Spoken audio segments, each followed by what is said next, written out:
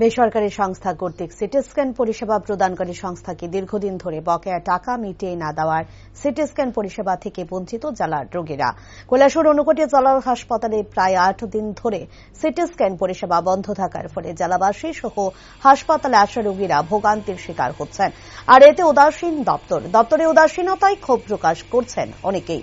4 April রাতে থেকে হঠাৎ করে সিটি স্ক্যান পরিষেবা বন্ধ হয়ে গেছে। সিটি স্ক্যানের রুমের বাইরে লেখা রয়েছে যান্ত্রিক ত্রুটির জন্য বন্ধ রয়েছে। হাসপাতালে আসা রোগী সহ রোগীর আত্মীয় স্বজনেরা সিটি স্ক্যান করাতে না পারায় তীব্র ক্ষোভ প্রকাশ করেন। রোগীর পরিবার পরিজনরা জানায়, যদি সত্যি সত্যি যান্ত্রিক ত্রুটি হয়ে থাকে তাহলে 8 দিন সময় অতিক্রান্ত হয়ে গেলেও এখনো যান্ত্রিক সারাই কেন দপ্তরের পক্ষ থেকে করানো হচ্ছে না। ওনারা দাবি করেন, ঊনকোটি জেলা হাসপাতাল ছাড়া কৈলাসহরে আর কোথাও সিটি স্ক্যান পরিষেবা নেই। সরকার জেলা হাসপাতালে সিটি স্ক্যান পরিষেবা চালু করার ফলে সাধারণ মানুষেরা বিনামূল্যে পরিষেবা পেত। অবিলম্বে পরিষেবা চালুর দাবি করছেন সাধারণ জনগণ।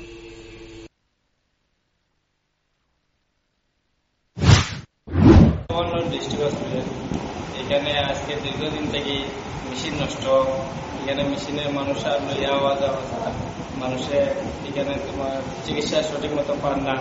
এখানে মেশিন আইলিয়া খালি মেশিন নষ্ট, সিটি স্ক্যানের মেশিন এখানে এটা আপনি কি চাইতেছেন?